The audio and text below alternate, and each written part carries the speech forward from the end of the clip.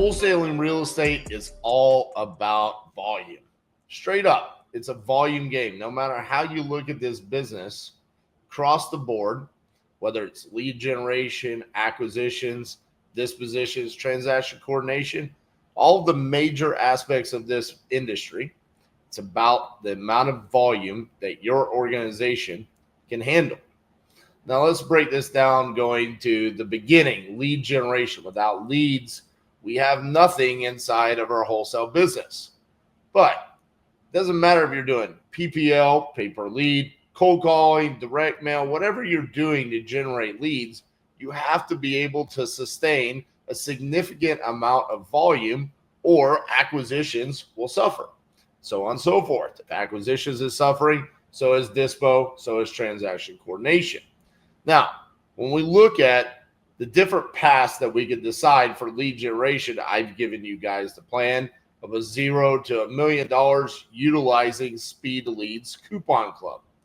Now, since I've made that video, LeadZolo and Property Leads, our other two PPL vendors that we use, have come up with their own versions of a budget option. LeadZolo now has their marketplace where you can purchase leads for as cheap as $35. And Property Leads now has a $30 option for nationwide exclusive leads. Now, this really helps when it comes to the volume side of generating leads, specifically using what I consider the best lead generation tactic that has ever existed for wholesaling, PPL. The reason why is because you can have volume. This is what you need. You need a significant amount of lead flow inside of your business because, yes, even though PPL is great, you're still going to come across leads that flat out want retail. They don't need to sell their house for a significant discount. They just saw an ad and they're curious about what we, investors or cash buyers, would be willing to offer them for their property. So we're still going to have dead leads and we're going to have leads constantly floating around that need 3 to 6 months, or maybe they're waiting on the probate, or maybe they're even trying to solve their pre-foreclosure with a loan modification. There's all sorts of different scenarios that take place when you're wholesaling real estate. So we have to have leads being generated at all times. Now, where I see majority of newer wholesalers struggle is that they hear me say 1 out of 25 coupon club leads. They think if I go out and I buy 25 or maybe even 50 or 100 leads, that means they should have 1 to 4 contracts. But this is over the course of time, guys. And you have to always be generating leads. This is what I mean by it's a volume game. You have to have some sort of set precedence inside of your organization where you know, hey, every single day I'm bringing in 10 new leads, or maybe it's only 5 or 2, whatever that is, it has to be constantly flowing. New leads in, dead leads out, follow-ups always existing. That's where you get those closes that come in 3 to 6 months after the lead was purchased, and that's where those KPI metrics are achieved over the course of time. So the volume of leads that you have flowing through your business has to be consistent as a tree. It's not just about our actions. It's about the leads that are constantly flowing in. Now, when you look at acquisitions and you're actually sitting down and you're placing the dials to these sellers, it's also a volume game. At the end of the day, if you were to hand me 10 leads and say, hey, RJ, you say you can close 1 out of every 10 exclusive lead. Here's 10, go close you a deal. I would say, why don't you give me 50? And over the next month, I bet you I have 5 signed contracts. But if you just give me 10 and you make me sit down for 1 day to work on that, the chances are I'm probably not going to walk out of that session with a signed contract. Volume is necessary. When you look at transaction coordination, there are always going to be deals that we get under contract that end up in termination because something comes up that cannot be resolved after we've signed a contract, or maybe even after we've assigned the deal. There are unsolvable issues. There have been times where We have locked up a contract for $50,000 and then come to find out that there was a $200,000 lien on the property or a $100,000 judgment against the seller that was then attached to that piece of real estate. We can't solve that. There's nothing that can be done. And so because of that, it leads to a termination. Now, at the end of the day, if we only had that one deal and we were only counting on that one assignment fee, our business is now crippled. Again, it's about the volume that you have flowing in. You have to anticipate that there's going to be a certain amount of failure that comes along with the contracts that you get. Same thing with dispositions. When you get a property under contract, there's going to be times, especially when you're newer, that you're not going to be able to find an end buyer. Now, resources are available nowadays with dispo softwares like Investor Lift, Investor Base, and Deal Speed that gives you the contact information for end buyers. But another scenario is reaching out to the communities that you're a part of. Inside of our free Facebook group, The Vault, I've seen several posts recently where people are saying, hey, is there an established Titanium University member in this area that could bring me a buyer? And I'm going to use those funds to then join Titanium University. I love that. That's amazing. Now, that being said, once you're inside of a group like Titanium University, you already know who are the dispo powerhouses, who can dispo a deal in Detroit, Michigan. And you'll get tagged Todd Chun, Al Bean, all these different gentlemen inside of Detroit, Michigan. Hey, who's a JV partner in Los Angeles?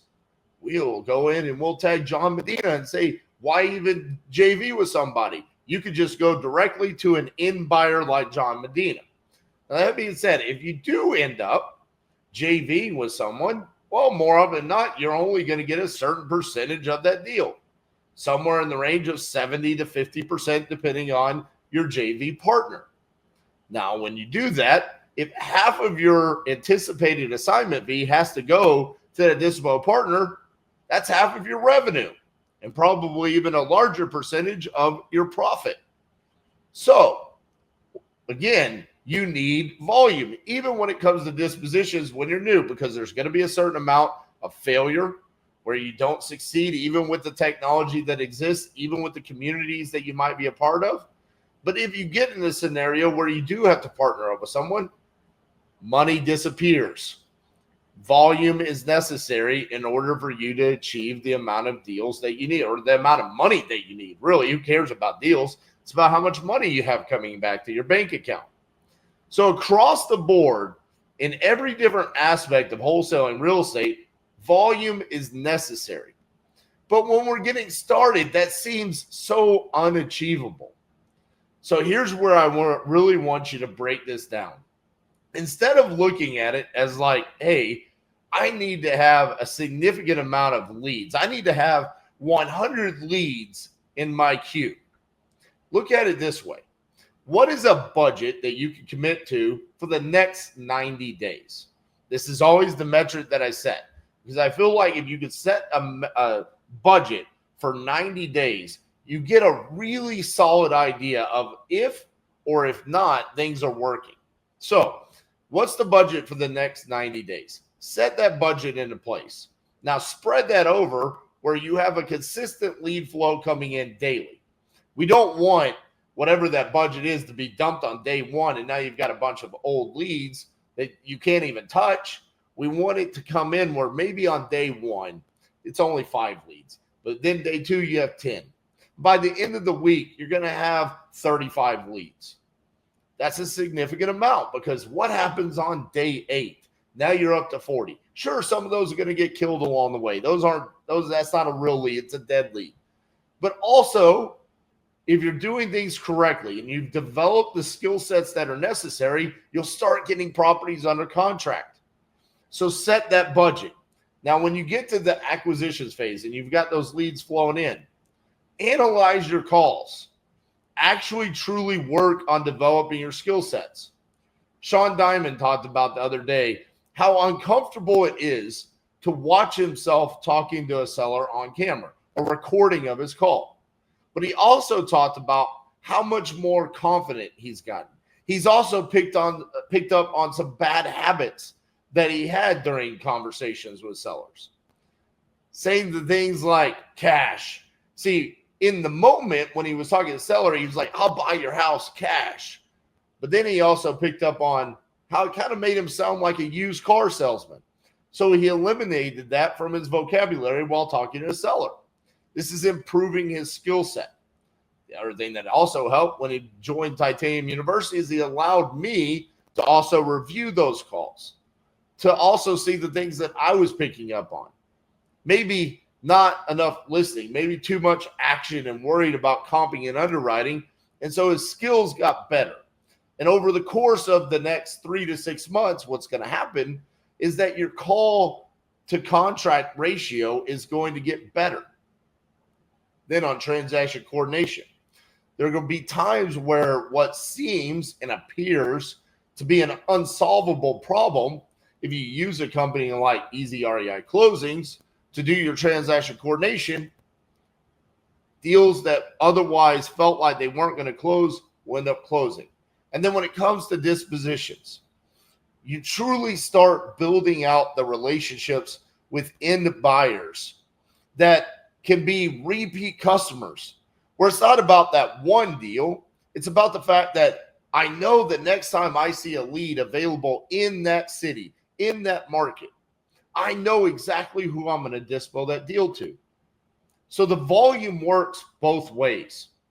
Yes, you need volume up front of leads and deals.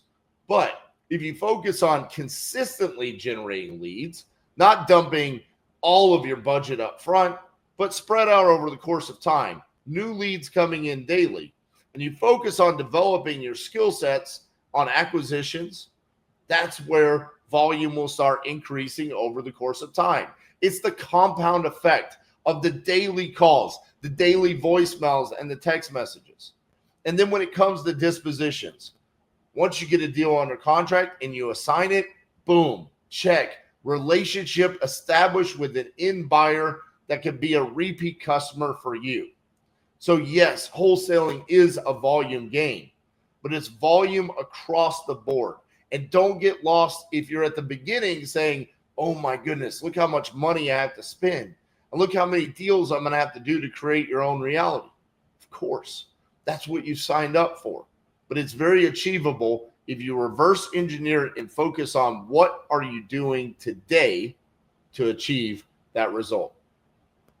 Let me know what you guys think in the comments. I appreciate each and every one of them.